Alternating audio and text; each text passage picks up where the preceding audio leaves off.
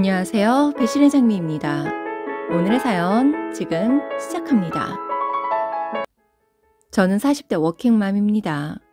결혼을 하고 아이는 엄마가 키워야 한다는 남편과 시댁의 의견에 28살에 일을 그만두고 10년 이상 경단녀로 살다가 얼마 전 취업을 했습니다. 남편은 월급이 많은 직종은 아니었지만 알뜰히 살면 우리 식구 사는 데는 문제가 되지 않았습니다. 남편 밑으로는 시누이가 있었는데 시누이는 허영심이 많은 스타일이었어요.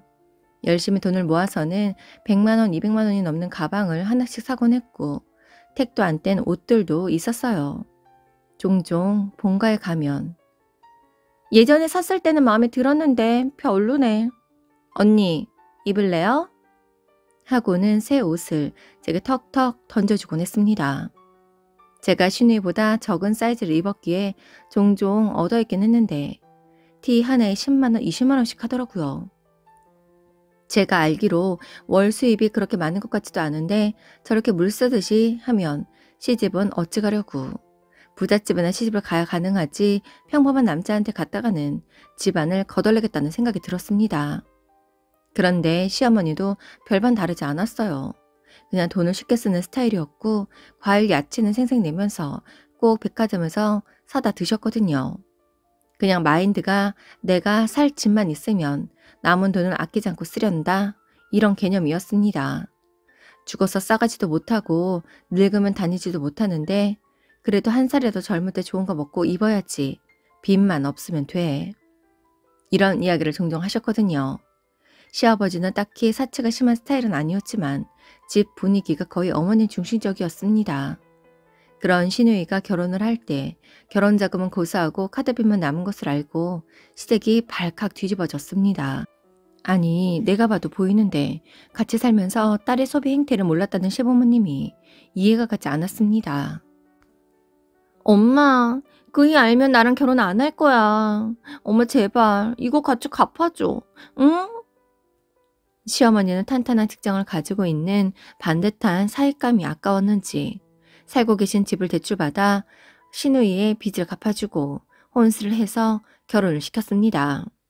그렇게 상황을 정리를 하고 결혼을 했음에도 그 씀씀이를 버리지 못해 시누이는 결혼 2년 만에 반품을 당했습니다. 한마디로 이혼을 했다는 것이지요. 결혼을 하고 직장을 다니지도 않았음에도 끊임없이 과소비를 하였고 결국 빚까지 만들어 이혼을 당했습니다. 저는 사람 고쳐 쓴다는 말 잘 안 믿거든요. 저 시한폭탄이 언젠가 나한테도 터질까 싶어 노심초사하고 있었어요. 시누이는 이혼 이후 돈 한 푼 없이 생활을 하다 보니 이전에 과소비하던 패턴도 조금씩 없어지고 알바를 하면서 취업을 준비하기도 했습니다. 이후 시누이가 취업을 했는데 문제는 시누이의 회사가 저희 집 근처였어요. 시댁에서 다니며 1시간이 훌쩍 넘는 거리인데 저희 집에서는 차로 10분 거리였거든요. 당시에 저희 집은 방이 3개였고 아이는 1명이었습니다. 다 까놓고 저희 집에 들어와 방 한 칸 차지하기 좋은 조건이었죠. 언니, 나 방 하나만 줘요. 대신 월세는 낼게요. 안 그래도 이혼하고 엄마 아빠가 한 번씩 욱해서 뭐라고 하는데 나 진짜 구해준다고 생각하고 이 집에서 지내게 해주세요. 제가 진짜 잘할게요. 언니, 하나도 안 힘들게 할게요. 난감했습니다. 그래도 최근에 봐온 모습을 보니 정신을 차린 것 같기도 하고 차도 없는데 출퇴근하기엔 거리가 먼 것 같기도 하고 해서 남편과의 상의 끝에 허락을 했어요. 대신 월세 보증금 정도 모으면 독립해 나가라고 했습니다. 그게 불행의 시작이었죠. 물론 처음에는 시누이가 개가천선하는 모습을 보여서 방을 하나 내어준 거에 대한 후회는 없었습니다. 빨래는 자신이 따로 모아서 그때그때 돌려 건조기에 돌리고 자면 제가 바구니에 담아 시누이 방에 넣어줬고 월세로 월 30만 원을 내었고 집에서는 거의 밥을 먹지 않았고 주말에는 방에서 영화를 보던가 약속이 있다고 나갔기 때문에 불편함도 없었죠. 그런데 제 버릇 개 주나요? 이혼을 하면서 빚진 것들을 어찌어찌 갚아내고 슬슬 수중에 돈이 생기니 다시 이것저것 사 나르기 시작하는 거예요.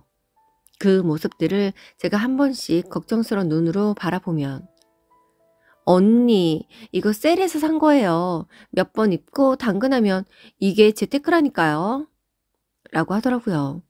그런데 정말 물건들을 깨끗하게 써서 팔고 사고 싶은 건 사고 하더라고요. 언니, 얼마나 좋아요? 신상 사서 잘 입고 깨끗하게 팔면 50만 원에 사서 30만 원에 파는 거니 나는 50만 원짜리를 20만 원에 입는 거예요. 대체 무슨 논리인지 몰라도 예전에는 사놓고도 택도 안 떼고 쌓아놓고 하던 시절에 비하면 그래도 나름 노하우를 터득해서 저 입고 싶은 거 입고 팔아서 또 입고 싶은 거 입고 하니 그리고 막말로 내 동생도 아니니 제가 뭐라고 할 수도 없기도 했죠. 그렇게 우리 집에서 2년을 살더니 독립을 하고 싶다면서 집을 구해달라고 하더라고요. 그래서 2년간 돈을 벌었을 테니 모은 돈으로 집 구해서 살라고 했습니다. 시아버지께서는 스스로 집을 구할 게 아니면 당연히 집을 해주지 못한다고 하셨고 그로부터 2달 뒤 신우이는 모은 돈에 직장인 대출을 받았다면서 독립을 했습니다. 대출이 될 정도로 신용도가 회복이 되었나 싶었지만 제가 확인할 필요는 없었죠. 그렇게 독립을 한 신우이가 얼마 뒤 재혼을 한다면서 4살이나 어린 남자를 저희 부부에게 소개를 하더라고요. 딱 봐도 날티가 풀풀 나는데 제대로 된 직장은 있는지도 의문이었고 이혼을 하고 생활고로 팔 수 있는 명품, 준 명품은 다 팔아서 없는데 명품을 휘휘 감고 나타나서는 남자친구라고 소개를 해주는데 어찌나 쎄하던지요. 남편도 신우의 남자친구 인상이 별로였는지 달갑지 않아 했고 짧은 소개를 받고는 다음날 신우이를 불렀습니다. 뭐하는 친구야? 팔뚝에 문신이며 꼭 건달 같아. 오빠, 요즘 타투는 개성이야 개성. 아무리 그래도 너무 팔에 덕지덕지. 부모님께 소개시켜 드릴 수 있겠어?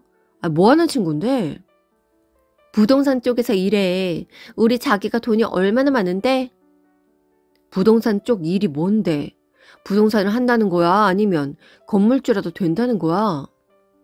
나도 자세히는 모르고 컨설턴트? 뭐 그런 거야. 아무튼 이것도 다 우리 자기가 사준 거야. 사실 조금 떨떠름하긴 했지만 꽤 나가는 집이 작아였고 외제차도 끌고 결혼을 하겠다며 신우에게 남아있던 빚도 갚아준다고 하고 시부모님께 3천만 원도 드리고 하니 다들 신우의 예비 남편에게 껌뻑 죽더라고요.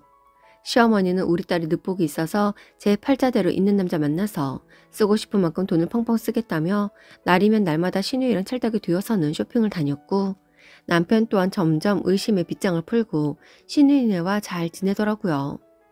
그런데 저는 뭔가 계속 찜찜한 거예요. 예비 심해부의 명확한 직업을 알 수도 없는데 신우이는 항상 그 예비 심해부가 자신에게 돈을 다발로 가져다 준다며 호화로운 생활을 영위했으니까요. 여보, 신우이 걱정되지 않아? 심해부 될 사람이 차라리 건물주이거나 명확한 재산이라도 있으면 모르겠는데 그냥 컨설턴트라고만 하고 명확하게 명함 하나 못 주잖아. 내가 오버인지 모르겠지만 왜 이렇게 찜찜하지? 찜찜하긴 뭐가 찜찜해. 그리고 가족끼리 무슨 명함을 주고받아? 부동산 컨설턴트래. 그런데 워낙 그쪽으로 밝아서 목 좋은 곳에 미리 쌓아놨다가 되팔기도 하고 말 그대로 부동산 투자 컨설턴트라고 하던데 얼마 전에 신도시 발표된 곳도 진작에 목이 될 거라고 성견지명해서 주변에 사라고들 추천을 많이 해줬다나 봐. 그거 신도시 발표 나고 컨설턴트 해준 사람들한테 피도 좀 받기도 하고 했나 보던데? 지금 다시 곱씹어봐도 쎄한 말들이었는데 다들 그렇게 이야기하니 그때는 저도 그냥 그러려니 했습니다. 신우이가 제 팔자에 맞게 잘 버는 신랑 만나서 차라리 다행이다 싶었어요. 겨우 봉인해 놓은 신우이의 과소비가 봉인 해제가 되면서 꼭 데자뷰처럼 택도 안 된 옷들을 쌓아주면서 언니, 이거 예전에 사둔 건데 입으려고 보니 내 스타일이 아니네요. 라고 하더라고요. 그런데 어느 날 신우이가 울면서 저희 집으로 왔습니다. 자초지종을 물어봐도 제대로 말도 못하고 꺽꺽거리면서 우는데 남편이 신우이를 방으로 데리고 들어가서 이야기를 하더라고요. 이내 방문 너머로 신랑의 큰 목소리가 들려옵니다. 갑작스러운 상황에 아이들이 놀랄까봐 저는 근처 친구네로 아이들을 데리고 가 있었고 아이들이 잠든 사이에 집에 오니 시어머니, 시아버지가 거실에 앉아서 울고 계시더라고요. 한밤중에 소란에 이웃들이 신고를 했는지 경비실에서 연락이 오고 아무튼 전쟁 같은 밤이었습니다. 여보, 왜 그래? 아가씨 왜 그래요? 무슨 일 났어요? 아니 왜 그러는 건데?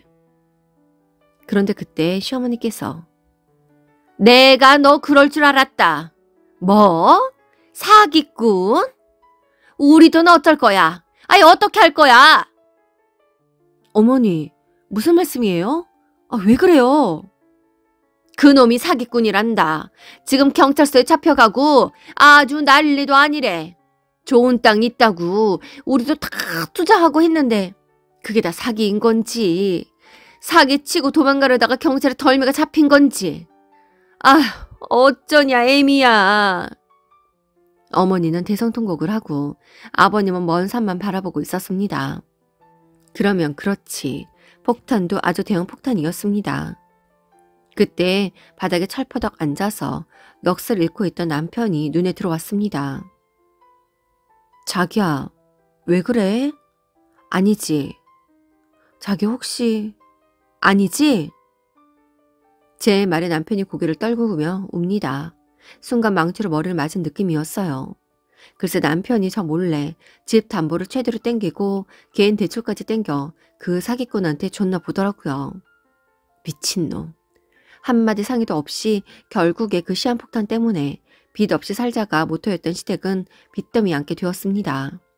시어머니는 제 손을 잡으시며 우리 다시 잘 일어서 보자고 우리 7 식구 살 집 구해보자고 하시는데 7 식구요? 아니 내가 왜 그 폭탄 더미에 끼나요? 저는 제 자식 데리고 잘 살아야죠. 그 길로 저는 남편에게 이혼을 요구했고 이혼만은 안 된다며 버티던 남편은 결국 이혼을 해 주었습니다. 이혼을 하며 양육권, 친권 다 빼앗아 오고 남편의 빚이 아이들에게 넘어오지 않도록 조치도 다 해 두었습니다. 현재 시누이는 정신을 못 차리고 그 사람이 나오면 해결할 수 있다며 그 미친놈을 옥바라지 하고 있고 남편과 시부모님은 시이모님 댁에서 신세를 지고 있다고 합니다. 아이들은 제가 키워야 했기에 저는 10년 만에 직장을 구했습니다. 그나마 제 앞으로 청약도 드러났고 아이들 앞으로 교육보험부터 적금까지 알뜰하게 드러났던지라 집을 팔고 대출금을 제한 1억으로 아이들 과외 보금자리를 마련하고 열심히 살고 있습니다. 남편은 빚을 다 갚으면 우리 가족들에게 돌아온다고 하는데 저는 받아줄 생각이 없어요. 그 미친 시누이 때문에 10여 년 동안 일궈온 우리 가정이 무너진 거에 대한 원망으로 너무 힘들었지만 그렇게 원망만 하고 살기에 저는 아직 젊고 아이들은 아직 어리니까요. 오늘도 함께 해주셔서 감사합니다. 지금까지 배신의 장미였습니다.